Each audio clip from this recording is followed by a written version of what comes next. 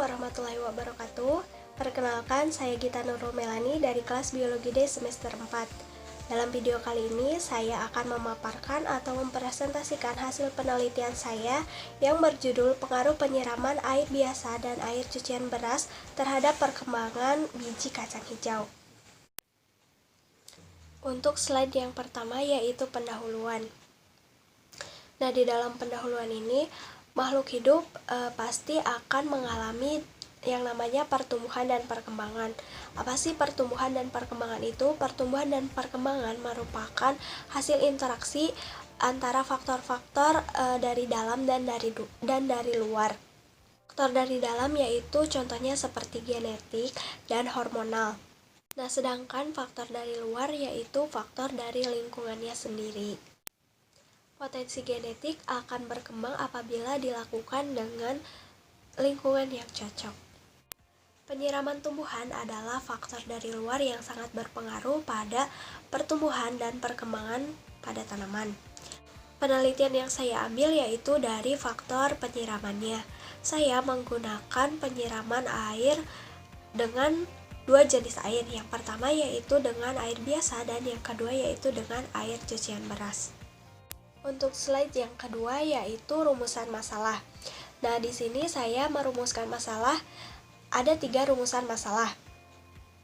Yang pertama yaitu adakah perbedaan tumbuhan pada tanaman kacang hijau yang disiram menggunakan air biasa. Yang kedua yaitu adakah perbedaan tumbuhan pada tanaman kacang hijau yang disiram menggunakan air cucian beras.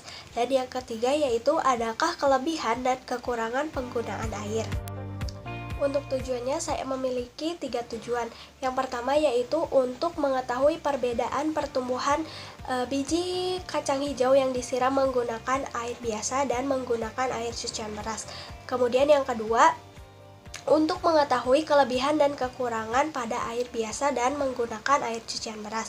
Kemudian yang ketiga, untuk mengetahui kelebihan dan kekurangan dari air beras dan air biasa sebagai media pertumbuhan. Hasil yang diharapkan yaitu pertumbuhan tanaman kacang hijau yang disiram menggunakan air cucian beras lebih cepat tumbuh. Dan manfaat yang dirasakan yaitu dapat mengetahui apakah air cucian beras dapat digunakan dalam pertumbuhan tanaman kacang hijau. Kemudian waktu dan tempat pelaksanaan praktikum. Penelitian ini dilakukan mulai tanggal 5 Mei sampai dengan 25 Mei 2020 di Desa Genteng, Kecamatan Banjaran, Kabupaten Majalengka. Selanjutnya yaitu faktor pendukung praktikum. Nah, faktor pendukungnya itu penggunaan bahan yang sederhana dan mudah ditemukan.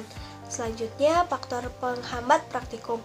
Nah, di sini saya tidak ada faktor penghambat dalam melakukan penelitian ini dikarenakan menggunakan bahan berupa limbah yaitu hasil cucian beras yang biasanya dibuang begitu saja.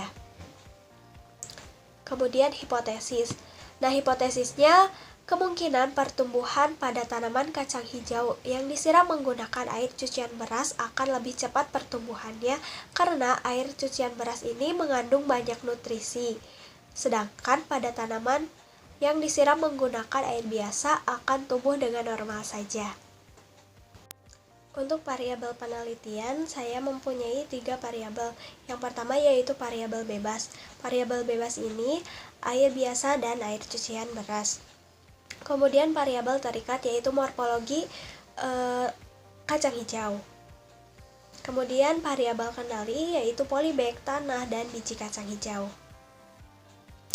Untuk alat dan bahan penelitian, saya menggunakan alat polybag atau plastik, sendok, wadah, dan alat tulis. Untuk bahannya saya menggunakan biji kacang hijau, air biasa, dan air cucian beras, serta tanah. Untuk teknik pengumpulan data, saya mengumpulkan data penelitian ini dilakukan dengan menghitung tinggi tanaman kacang hijau dari data hasil penelitian dan kemudian dicatat. Nah, untuk hasil penelitiannya, berdasarkan hasil penelitian yang telah saya lakukan, sesuai dengan pengamatan yang dilakukan, ternyata hipotesis yang diperkirakan saya ternyata salah. Saya mengira bahwa pertumbuhan tanaman kacang hijau yang disirami dengan air cucian beras ini akan lebih cepat tumbuh. Namun, pertumbuhan pada tanaman kacang hijau yang disirami dengan menggunakan air biasalah yang lebih cepat tumbuhnya. Itu terjadi karena pada air cucian beras ini mengalami plasmosis.